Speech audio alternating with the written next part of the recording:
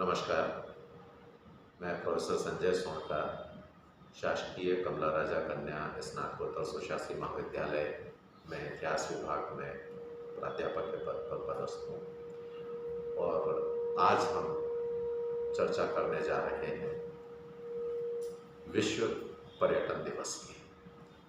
आज 27 सितंबर है और आज के दिन समूचे विश्व में पर्यटन दिवस मनाया जा रहा है। विश्व पर्यटन दिवस की जब हम बात करेंगे तो हमें ये समझना होगा कि पर्यटन हमारे लिए कितना महत्वपूर्ण है। मैं समझता हूँ कि इस धरती पर जन्म लेने वाला कोई भी इंसान पर्यटन के बगैर अपने खुशहाल जीवन की कल्पना कर सकता है। हम अपने परिवार में, परिवार के सदस्यों के साथ, अपने दोस्तों के साथ, मित्र मंडली के साथ, अपने कार्यस्थल पर सहयोगियों के साथ कभी न कभी अपने मनोरंजन के लिए, अपनी खुशहाली के लिए कहीं दूर किसी स्थान पर जाकर हम आर्किटन करते हैं, पर्यटन करते हैं। यह पर्यटन की परंपरा सनातन काल से चली आ रही है। चाहे हम भारत की बात करें या विश्व के किसी भी कोने की बात करें, पर्यटन हर जगह मौजूद रहा है और इसी पर्यटन को इंसान के जीवन की खुशहाली से जुड़े होने की वजह से उस खुशहाली को और अधिक बढ़ाने के लिए विश्व पर्यटन संगठन के द्वारा विश्व पर्यटन दिवस का आयोजन किया जाता रहा है। यद्यपि पर्यटन दिवस का प्रारंभ 27 सितंबर 1980 से हुआ था, लेकिन पर्यटन पर चर्चा संयुक्त राष्ट्र पर्यटन संगठन के द्वारा 1970 में ही 27 सितंबर के दिन ही यह तय किया था कि अखिल विश्व में पर्यटन को बढ़ावा दिया जाना चाहिए और इस तरह का एक संकल्प वहां पर पारित किया गया था। और 1980 से यूएन यानी यूनाइटेड नेशंस के द्वारा, संयुक्त राष्ट्र के द्वारा विश्व पर्यटन दिवस मनाया जाने लगा। आज 42वां विश्व पर्यटन दिवस है और इस पर्यटन दिवस की जो थीम है, हर वर्ष पर्यटन दिवस पर एक महत्वपूर्ण थीम होती है जिस थीम को वर्ष भर फॉलो किया जाता है विश्व के कोने कोने में। और इस बार की जो थीम निर्धारित की गई है संयुक्त राष्ट्र के द्वारा, वो है रीथिंकिंग टूरिज्म। प्रश्न ये उठता है कि इस थीम को हम क्यों लेकर आए, संयुक्त राष्ट्र इस थीम को क्यों लेकर आए। रीथिंकिंग टूरिज्म यानी हमें पर्यटन के क्षेत्र पर पुनर्विचार करना है। और ऐसा क्यों हुआ? क्योंकि हम 2020-21 में कोविड-19 के एक घातक दौर को देख चुके हैं, जिसकी वजह से पर्यटन बहुत अधिक प्रभावित हुआ था और उसके बाद से जरूरत इस बात की थी कि पर्यटन के क्षेत्रों को फिर से प्लान किया जाए, उसके विषय में फिर से विचार किया जाए। और यही वजह है कि संयुक्त राष्ट्र ने रीथिंकिंग टूरिज्म की थीम रखी है।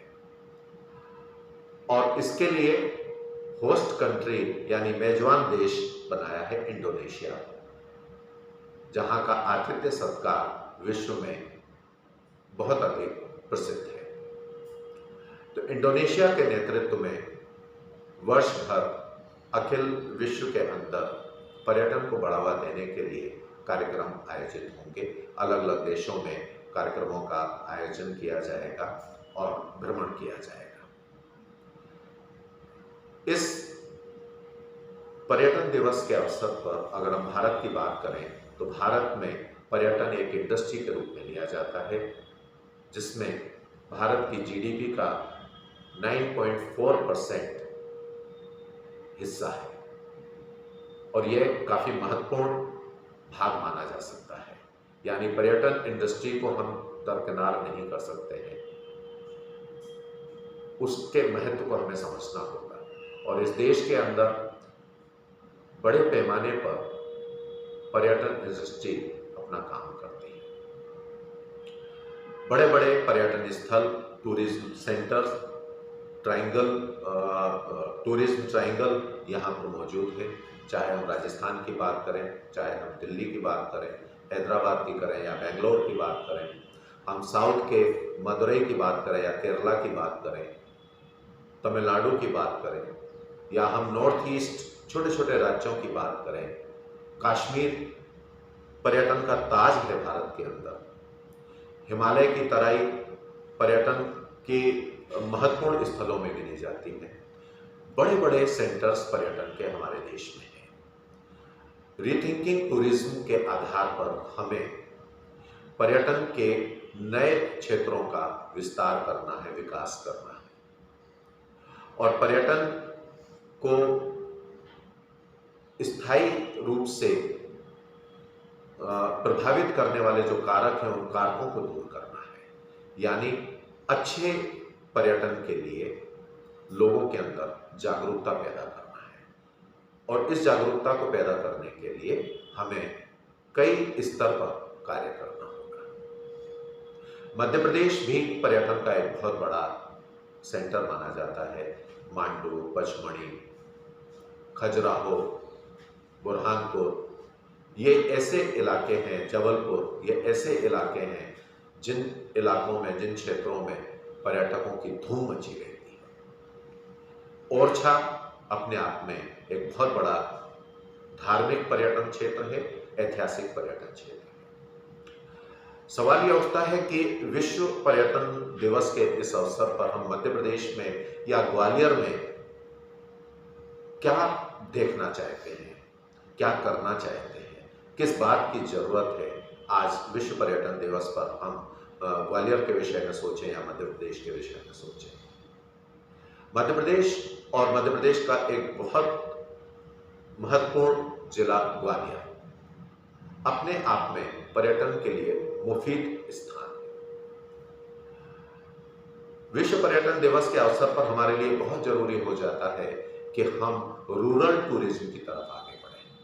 हमारे यहाँ कई ग्रामीण इलाके ऐसे हैं जहाँ छोटी बड़ी पहाड़ियाँ हैं, हरियाली रहती है और सुंदर मनोरम वातावरण रहता है। ग्वालियर और ग्वालियर के आसपास के क्षेत्रों को अगर हम देखेंगे तो हमें ये महसूस होता है कि हम किसी छोटी मोटी घाटी में पहुंच गए हैं।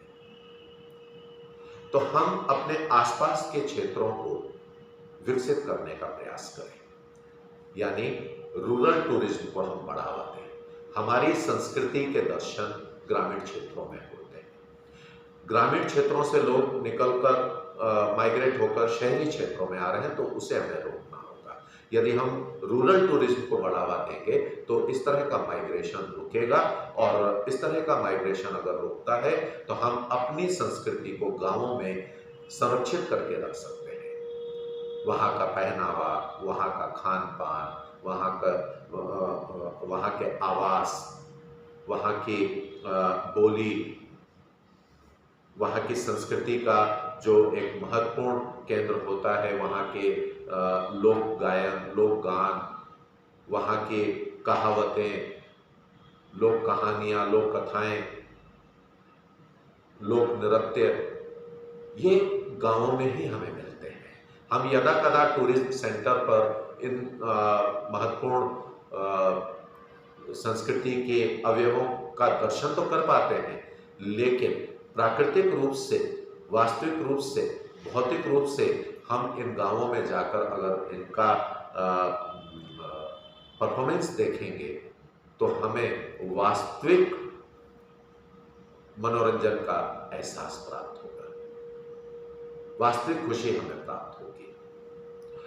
तो हमें इस विश्व पर्यटन दिवस के अवसर पर पर्यटन के अन्य क्षेत्रों के विकास के बारे में सोचना होगा। रूरल टूरिज्म के साथ साथ हेल्थ टूरिज्म की हम बात कर सकते हैं, योगा टूरिज्म की हम बात कर सकते हैं। आजकल योगा बहुत बढ़ रहा है, योगा का प्रचलन बढ़ रहा है शहरों में भी, और गांवों की तरफ भी योगा बढ़ रहा है। इंटरनेट के माध्यम से, यूट्यूब के माध्यम से लोग ऑनलाइन योगा कर रहे हैं।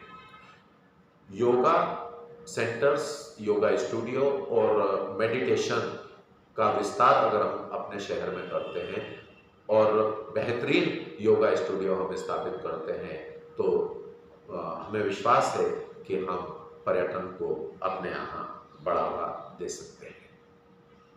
तो आज विश्व पर्यटन दिवस के अवसर पर मैं सभी पर्यटकों का या पर्यटन में रुचि रखने वाले सभी साथियों का मैं को शुभकामनाएं देना चाहता हूं, बधाई देना चाहता हूं कि आज के दिन को पर्यटन दिवस के रूप में आप मना रहे हैं, और अपेक्षा करता हूं कि आज का दिन किसी न किसी पर्यटन स्थल पर जाकर, भले ही वो अपने शहर से पास का कोई पर्यटन स्थल हो, वहाँ उस पर्यटन स्थल पर जाकर हम आज के दिन को मनाएं, और आज के दिन ही हम ये तय करें कि आने वाले दिनों में हम किस महत्वपूर्ण पर्यटन स्थल पर जाना चाहते हैं, या फिर हमने जैसे रूरल टूरिज्म की बात की है तो किस रूरल टूरिस्ट प्लेस पर हम अपने आने वाले वीकेंड्स को बिताने वाले हैं।